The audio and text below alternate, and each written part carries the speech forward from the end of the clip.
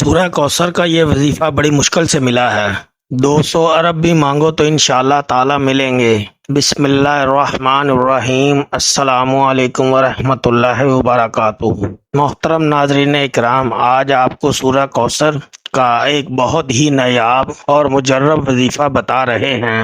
آپ نے یہ وظیفہ صرف اور صرف 3 دن کرنا ہے۔ صرف 3 دنوں کے اندر اندر آپ کی جو بھی بڑی سے بڑی حاجت ہوگی، جس بھی مقصد کے لیے آپ اس وظیفے کو پڑھو گے، آپ کا وہ مقصد انشاءاللہ 3 دنوں کے اندر اندر پورا ہو جائے گا۔ آپ کا مقصد کوئی بھی ہو، آپ کی حاجت جتنی مرضی بڑی ہو، آپ کی پریشانی کوئی بھی ہو، آپ جس بھی مقصد کے لیے اس وظیفے کو پڑھو گے، آپ کا وہ مقصد انشاءاللہ تعالی 3 دنوں کے اندر پورا ہو جائے گا۔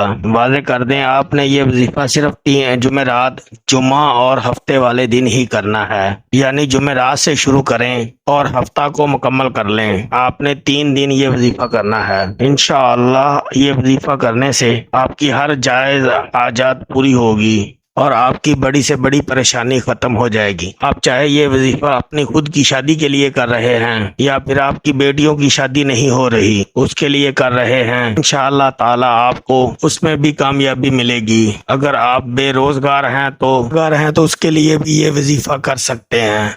آپ کے دشمن ہیں، ان سے چھٹکارا پانے کے لیے بھی آپ یہ وظیفہ کر سکتے ہیں۔ اگر کسی سے محبت کرتے ہیں تو اس سے شادی کرنا چاہتے ہیں اور اس کے دل میں آپ اپنی محبت پیدا کرنا چاہتے ہیں تو اس کے لیے بھی آپ یہ وظیفہ کر سکتے ہیں۔ آپ کی کوئی بھی حاجت ہو، کوئی بھی مقصد ہو، آپ اس وظیفے کے ذریعے اپنا مقصد پورا کر سکتے ہیں۔ آپ نے 3 دن صرف اس وظیفے کو کرنا ہے اور انشاءاللہ 3 دن اندر ہی اندر آپ کا ہر جائز مقصد پورا ہو جائے گا۔ اس وظیفے کو شروع کرنے سے پہلے درود شریف لازمی پڑھیں۔ درود شریف آپ ہمیشہ ہی درود ابراہیمی پڑھیں۔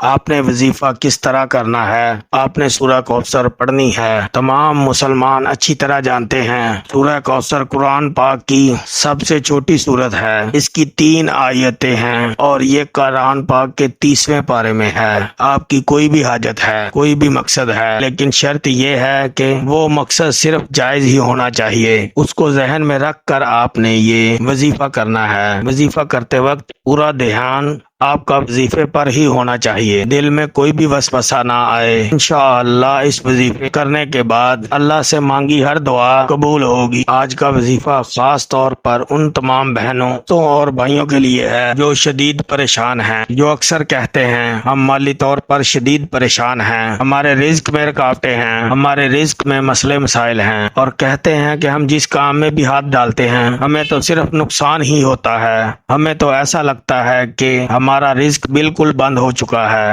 کوئی راستہ ہمیں سمجھ ہی نہیں آتا، اندھیرے میں ہی ٹامک ٹوئیاں مار دیتے ہیں۔ آپ ہی ہمیں بتائیں ہم کیا کریں، ہم ایسا کون سا خاص وظیفہ پڑھیں؟ لیکن اگر کوئی وظیفہ کریں بھی ہمارا کیا گیا، کوئی بھی وظیفہ اثر ہی نہیں کرتا۔ تو ناظرین اکرام، ان تمام بہنوں اور بھائیوں کے رزق اور دولت کے جتنے بھی مسئلے مسائل ہیں انشاءاللہ تعالی سارے کے سارے حل ہو جائیں گے۔ انشاءاللہ جو لوگ قرضوں میں ڈوبے ہوئے ہیں، جن لوگوں کا بال قرضے میں جکڑا ہوا ہے، ان کا قرض بھی ہو اتر جائے گا، انہیں خبر بھی نہیں ہوگی۔ اور جو بندہ نوکری کے لیے شدید پریشان ہے، رزق کے جتنے بھی مسائل ہیں، ان سب مسائل کے لیے آپ کو مسئلے کو ذہن میں رکھتے ہوئے یہ وظیفہ کرنا ہے۔ یہ وظیفہ آپ کسی بھی وقت کسی بھی جگہ پر کر سکتے ہیں، بے شک آپ اسے چلتے پھرتے کر لیں یا پھر جہاں بھی آپ موجود ہوں، کچن میں موجود ہوں، چارپائی پر ہوں، سفر میں ہوں یا گھر میں کوئی کام کر رہے ہوں، باہر کسی پارک میں چہل قدمی کر رہے ہوں یا پھر کھیتوں میں کام کر رہے ہوں، آپ بآسانی اس وظیفے کو کر سکتے ہیں۔ اس وظیفے کو پڑھنے کے لیے وقت کوئی پابندی نہیں ہے، کسی بھی وقت آپ یہ وظیفہ کر سکتے ہیں۔ کام کر رہے ہیں دن رات، صبح شام، بارش میں یا آندھی میں، غرض آپ ہر وقت کر سکتے ہیں۔ اگر آپ نوکری پر ہیں، اس سے مزید بہتر اور اس سے مزید اچھی نوکری چاہتے ہیں، یا نوکری پر آپ کی کسی سینئر کے ساتھ مسئلے مسائل چل رہے ہیں اور آپ چاہتے ہیں میں ہی کامیاب ہوں، اس کے لیے بھی آپ یہ وظیفہ کرنا چاہتے ہیں، یا کسی بھی رزق کے مسئلے مسائل آپ یہ وظیفہ کریں، لیکن اس مسئلے کو ذہن میں رکھتے ہوئے ہی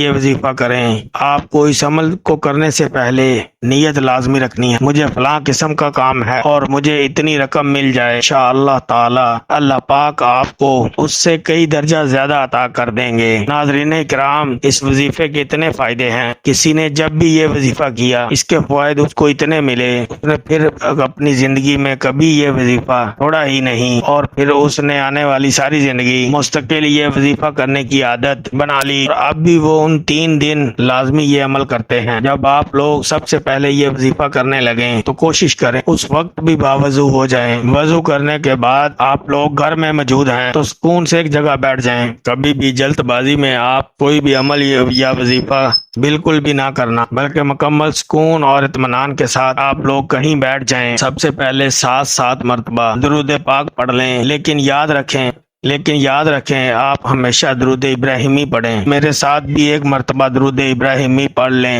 اللہم صلی علی محمد وعلی آل محمد کما صلیت علی ابراہیم وعلی آل ابراہیم انک حمید مجید۔ اللہم بارک علی محمد وعلی آل محمد کما بارکت علی ابراہیم انک حمید مجید۔